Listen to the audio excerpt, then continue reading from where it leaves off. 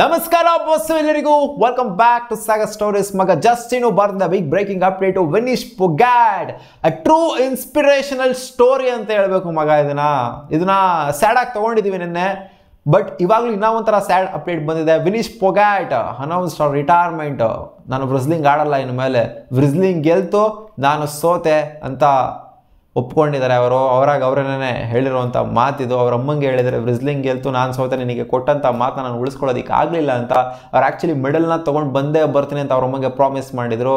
So ನಾವು ಕೂಡ medal ಬಂತು ಅಂತ ನಾವು ಅಂದ್ಕೊಂಡಿದ್ವಿ. ಯಾಕೆಂದರೆ ಫೈನಲ್ಸ್ಗೆ ಕ್ವಾಲಿಫೈ ಆದರು ಅಂತಂದರೆ ಒಂದಲ್ಲ ಒಂದು ಮೆಡಲ್ಲು, ಸಿಲ್ವರ್ ಆರ್ ಗೋಲ್ಡ್ ಯಾವುದೋ ಒಂದು ಪಕ್ಕ ಬಂದೇ ಬರುತ್ತೆ ಅಂತ ಎಲ್ಲ ಅನ್ಕೊಂಡು ಕೂತ್ಕೊಂಡಿದ್ವಿ. ಬಟ್ ಈ ಥರ ಔಟ್ ಆಫ್ ದ ಬಾಕ್ಸಲ್ಲಿ ಬಂದಂಥ ಡಿಸ್ಕ್ವಾಲಿಫಿಕೇಷನ್ ಇದೆ, ಈ ಒಂದು ಹಣೆಪಟ್ಟಿನಿದೆ. ಡಿಸ್ಕ್ವಾಲಿಫಿಕೇಷನ್ ಅನ್ನೋದು ಯಾವ ಪ್ಲೇಯರು ಕೂಡ, ಯಾವ ಅಥ್ಲೀಟು ಕೂಡ ಇದನ್ನು ತಗೊಳ್ಳೋದಕ್ಕಂತೂ ರೆಡಿ ಆಗಿರೋದಿಲ್ಲ.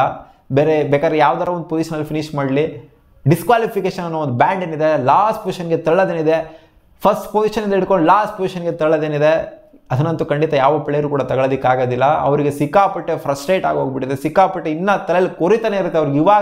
ಇವಾಗ ಅದೊಂಥರ ಲೈಫ್ ಟೈಮಲ್ಲಿ ಕೊರಿತಾ ಇರುತ್ತೆ. ಒಲಿಂಪಿಕ್ಸ್ ಫೈನಲ್ಸಲ್ಲಿ ನನಗೆ ಗೆಲ್ಲಕ್ಕಾಗಲಿಲ್ಲ, ಫೈನಲ್ಸ್ಗೆ ಹೋಗಿದ್ದೆ, ಡಿಸ್ಕ್ವಾಲಿಫಿಕೇಷನ್ ಆಯಿತು ಅನ್ನೋದು ಅವ್ರ ಮನಸ್ಸಲ್ಲೇ ಉಳ್ಕೊಂಡ್ಬಿಡುತ್ತದೆ. ಹಂಗೇನೆ ಯಾರೇ ಏನೇ ಧೈರ್ಯ ತುಂಬೋದು, ಏನೇ ಮಾಡ್ಬೋದು, ಬಟ್ ಆದರೂ ಅವ್ರು ಪಟ್ಟಿರುವಂಥ ಕಷ್ಟ ಏನಿದೆ, 54 kgಯಿಂದ ರಿಡ್ಯೂಸ್, 53-54 kgಯಿಂದ ರಿಡ್ಯೂಸ್ ಆಗಿದ್ದು 50 kgಗೆ, ಆ ಒಂದು ಟ್ರಾನ್ಸ್ಫಾರ್ಮೇಷನ್ ಏನಿದೆ, ಆ ಫಿಟ್ನೆಸ್ ಏನಿದೆ, ಅದಕ್ಕೆ ಎಷ್ಟು ವರ್ಷ ಕಷ್ಟಪಟ್ಟಿದ್ದಾರೆ, ಏನೆಲ್ಲ ಮಾಡಿದ್ರು ಅವರು. ಡೆಲ್ಲಿಲೆಲ್ಲ ರೋಡಲ್ಲಿ ಎಳೆದು ದರ ಅಂತ ಹಿಂಗೆ ಗೌರ್ಮೆಂಟ್ ಅವ್ರ ಹತ್ರ ನಡ್ಕೊಂಡಿತ್ತು. ಸೊ ಇದನ್ನೆಲ್ಲ ನೋಡ್ತು ಅಂದರೆ it's A story of A true champion ಅಂತ ಹೇಳ್ಬೇಕು ಮಗ. ಸಿಂಪಲ್ ಆಗಿ ಹೇಳ್ಬೇಕು ಅಂದರೆ ಹೌದು, ಇವಾಗ ರಿಟೈರ್ಮೆಂಟ್ನ ಅನೌನ್ಸ್ ಮಾಡಿದ್ದಾರೆ ಅವರು, ಸಿಕ್ಕಾಪಟ್ಟೆ ಫ್ರಸ್ಟ್ರೇಷನ್ ಅನೌನ್ಸ್ ಮಾಡಿದ್ದಾರೆ. ಬಟ್ ಗೊತ್ತಿಲ್ಲ ಅವರ ಲಾಸ್ಟ್ ಮ್ಯಾಚ್ ಇದೇನಾ ಅಂತ, ಅಥವಾ ಮತ್ತೆ ಏನಾದ್ರು ಬೌನ್ಸ್ ಬ್ಯಾಕ್ ಆಗಿ ಕಮ್ ಬ್ಯಾಕ್ ಮಾಡ್ತಾರಾ ಅಂತ ಗೊತ್ತಿಲ್ಲ. ಬಟ್ ಆದ್ರೂ ಇದೆಷ್ಟು ಇನ್ಸ್ಪಿರೇಷನಲ್ ಸ್ಟೋರಿ ಅಂತ ಅಂದರೆ, ಒಬ್ಬ ಪ್ಲೇಯರ್ದು ಹೆಂಗೆ ಫೈಟ್ ಮಾಡಿದ್ರು ಲಿಟ್ರಲಿ ನಮಗಂತೂ ಗೊತ್ತಿಲ್ಲ. ನಾನು ನೆನ್ನೆ ವಿಡಿಯೋ ಮಾಡಿದಾಗ ಗೊತ್ತಿಲ್ಲ, 52 kg ಏನೋ ಆಗಿದ್ರಂತೆ ಅವರು.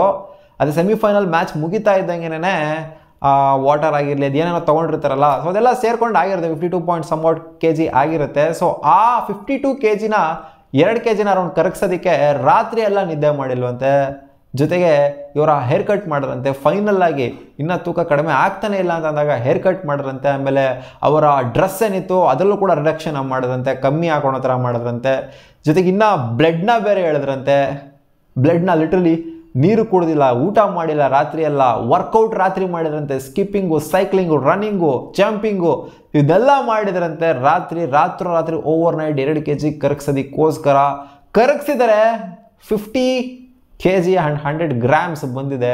52 kg ಇದ್ದಿದ್ದು ಅವರು, 52 ಅರೌಂಡ್ 52 kg 100 grams ಇದ್ರು ಅಂತ ಕಾಣಿಸುತ್ತೆ. Around 2 kg 1.9 kgನ ಕರಗಿಸಿದ್ದಾರೆ. ಓವರ್ ನೈಟ್ 1.9 kgನ ಕರಗಿಸ್ಬೇಕು ಅಂತಂದರೆ ಇದು ಸುಮ್ಮನೆ ಮಾತಂತೂ ಅಲ್ವೇ ಅಲ್ಲ. ಲಿಟ್ರಲಿ ಏನು ಹೇಳಬೇಕು ಅಂತಲೇ ಗೊತ್ತಾಗ್ತಿಲ್ಲ. ಆ ಥರ ನಮಗೇನೆ ಸಿಕ್ಕಾಪಟ್ಟೆ ಸ್ಯಾಡ್ ಫೀಲ್ ಆಗ್ತಿದೆ. ಇನ್ನು ಅವ್ರಿಗೆ ಯಾವ ರೇಂಜಿಗೆ ಸ್ಯಾಡ್ ಫೀಲ್ ಆಗಿರುತ್ತೆ ಅಂತಂದರೆ, ಅದಂತೂ ಒಂಥರ ಈ ಒಂದು ಇದನ್ನು ಯಾರು ಕೂಡ ತುಂಬೋದಕ್ಕಂತೂ ಖಂಡಿತ ಆಗೋದಿಲ್ಲ. ಬಿಡು, ಆಗಿದ್ದಾಯಿತು ಅಂತ ಎಷ್ಟೇ ಅಂದ್ರೂ ಕೂಡ ಅವರಿಗೆ ತಲೆಯಲ್ಲಿ ಇದು ಕೊರಿತಾನೇ ಇರುತ್ತೆ.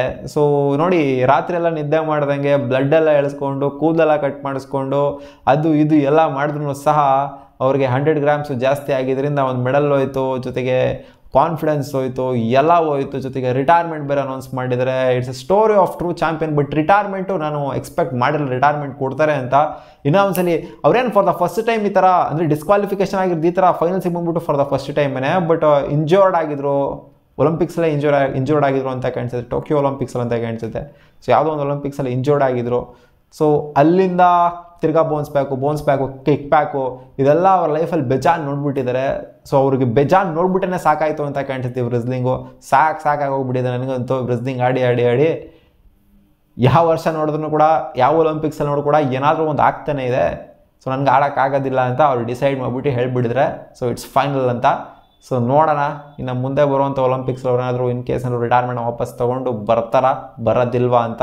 ಈಟ್ ಆಫ್ ದ ಮೂಮೆಂಟ್ ರಿಟೈರ್ಮೆಂಟ್ ಕೊಟ್ಟಿದ್ದೀರಾ, ಅಥವಾ ನಿಜವಾಗ್ಲೂ ಒಂಥರ ಫೈನಲ್ ಡಿಸಿಷನ್ ಮಾಡಿಬಿಟ್ಟಿದ್ದೀರಾ ಅಂತ ನಮಗೆ ಗೊತ್ತಿಲ್ಲ ಕರೆಕ್ಟಾಗಿ. ನೋಡೋಣ ಅದೇನಾಗುತ್ತೆ ಅಂತ. ನಿಮ್ಮ ಅನಿಸಿಕೆ ಏನು ಅವರ ರಿಟೈರ್ಮೆಂಟ್ ಮೇಲೆ ಕಾಮೆಂಟ್ ಸೆಕ್ಷನಲ್ಲಿ ಕಾಮೆಂಟ್ ಮಾಡಿ. ರಿಟೈರ್ಮೆಂಟ್ ಕೊಡಬೇಕಾಗಿತ್ತು ಅಂತ ಹೇಳ್ತೀರಾ, ಅಥವಾ ಇನ್ನೊಂದು ಸಲ ಬೌನ್ಸ್ ಬ್ಯಾಕ್ ಆಗಬೇಕಾಗಿತ್ತು ಗುರು ಅಂತ ಹೇಳ್ತೀರಾ, ಕಾಮೆಂಟಲ್ಲಿ ಹಾಕಿ. ಬಾ.